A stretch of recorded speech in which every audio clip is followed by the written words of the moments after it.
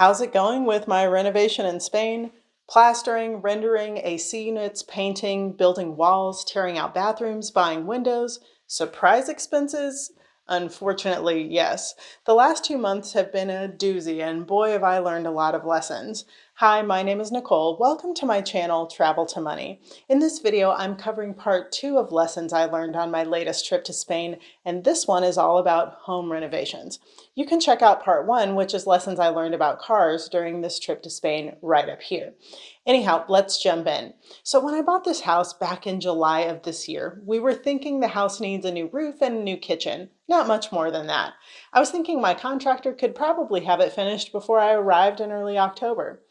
I set ridiculous expectations from time to time, but assuming we'd be finished is like believing a politician's promises or a weatherman's forecast. At this point, I'll be lucky if I can move in next April or May.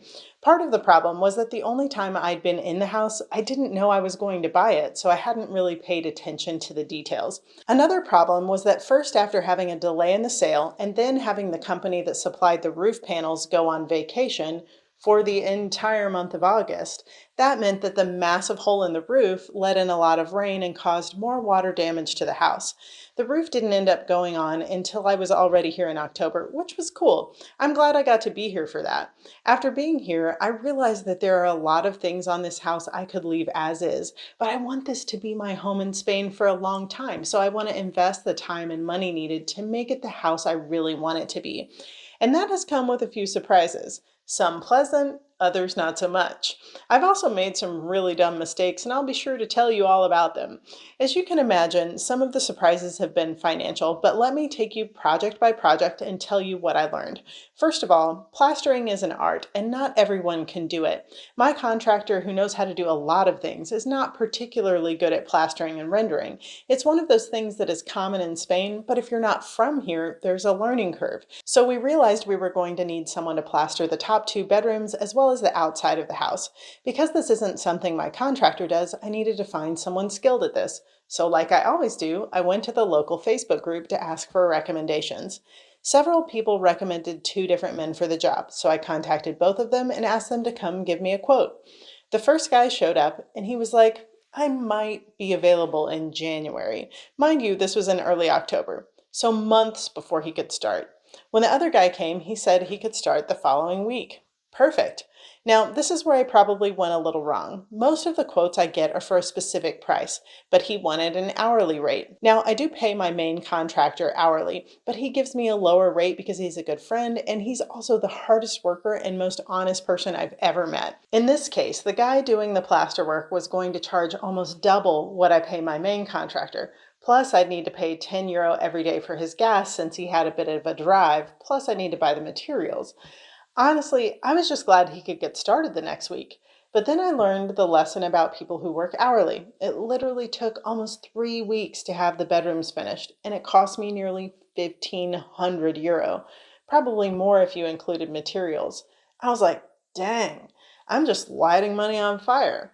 Then came the biggest mistake since all of this work began. I walked into the house one day, my friend is there working, and the plaster guy's there working, and I said, guys, do we need to talk about where the air conditioners are going to go? They just stopped and looked at each other with wide eyes and then looked at me like, what? I was like, yeah, I want one in each bedroom. They said, we really should have discussed that before we started the plasterwork. Oops, my bad. They let me know I needed to get the AC guy in to see the house fast so we could make a plan. I already had an AC guy who had put a new system in my first house, and it cost me around €500. So I'm thinking I want 3 systems in this house, and based on what it cost me last time, it should be around €1,500, maybe 2,000. Boy, was I wrong. Fortunately, he was able to come take a look at the house the next day. But there was a problem. Unlike the last AC unit that he installed for me to replace an old broken unit, I didn't want the outer unit for the master bedroom installed on the front of the house. I wanted all of the exterior units in the same place on the back side of the house.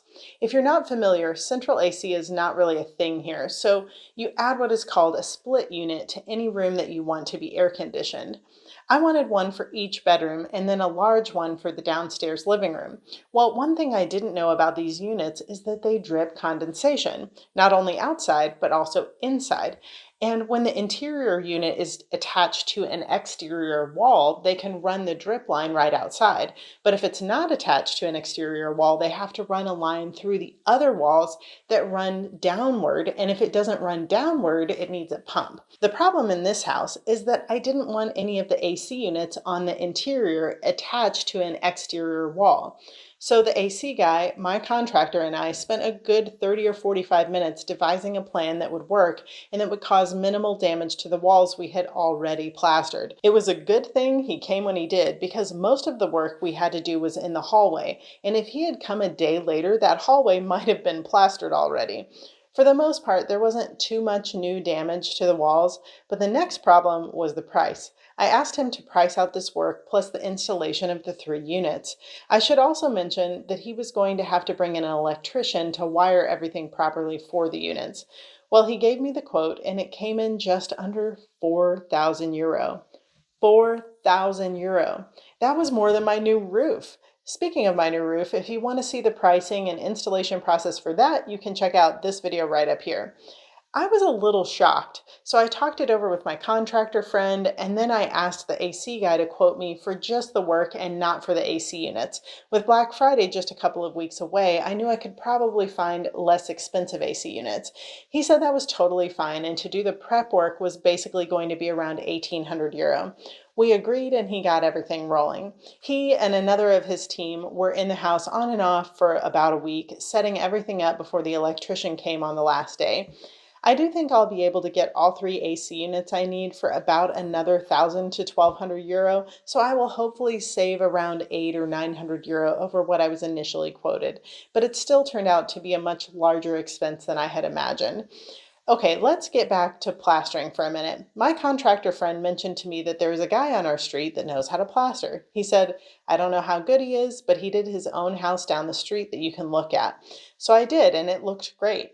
He doesn't do that full time, but instead of the hourly rate that was costing me a ton of money, I thought I'd ask him for a quote to do the upper part of the front of my house. He quoted me 150 euro for the labor, not using any fiberglass mesh, or 200 euro for the labor if we included the mesh. Whenever you do any kind of plastering inside or outside, you can add a fiberglass mesh or weave to it that will make it much stronger. After I paid over 1,500 euro for the 2 bedrooms, I thought 200 euro for the front of the house wasn't bad. We went to a place a couple of blocks away for me to buy the materials, which came to less than 50 euro, except for the mesh because I already had some of that. And then he worked on it over the weekend when he was off of his normal job. It took him probably a total of 8 hours between the 2 days, and he did a fantastic job. He did such a good job that I'm considering having him finish the interior. We'll see. Now let's have a chat about windows. We decided to take out the 2 windows in the master bedroom and cut holes for bigger windows, and we also cut a new window space in the back bedroom. We had a local company that my friend uses all the time come out to quote us on doing 2 windows that both open like double doors in the middle and 1 solid window in the back that opens just on one side. Each one of the windows would need a shutter inside. I should also mention that this is the same company that we bought my roof from, and the price for the roof was fantastic. Well, we got the quote back for this, and it came to almost 2,300 euro. Each of the master bedroom windows was going to cost nearly 800 euro. I was shook. So back to the drawing board we went. We went back to them and said, okay, how much if we just do a single pane window for each that opens from the side? Well, that dropped the price by almost half for the front 2 bedroom windows, with each window coming in at just over 400 euro. Then we took the same measurements to Leroy Merlin, the main hardware store, just to see what the price might be for custom windows from them, and it was almost exactly the same. So we'd rather use the local shop, and we went ahead and placed the order. Another project we started was my friend began to brick up the wall on the outside with glass blocks. I think I mentioned this on a video before. We will be putting solid glass panes along the top of the hallway. I don't even want to know what that's going to cost us, but the glass blocks aren't bad. They make a great wall and let in a lot of natural light. They cost about €7 for a box of 6 blocks, so we've bought a few €100 worth and we'll still need to buy more. My friend is on a 6-week vacation at the moment, so the rest of this project is on hold until he gets back in January. Before he left, he went ahead and tore out the bathroom. I've decided to completely redo the bathroom. We're going to do a feature wall with a step up that has a bathtub with a shower over the middle of it, and we're going to move the toilet and the sink. I've decided to buy a rapid heating water heater that can handle large homes. I think the cost will be right under €400. Oh, let me tell you one other thing about making purchases for a new home. I've never noticed the sales tax in Spain before because it doesn't really make a big impact when you're buying cheap items you don't even notice. Well, let me tell you something. You buy big items, you're going to notice. The sales tax in Spain is 21%. 21%.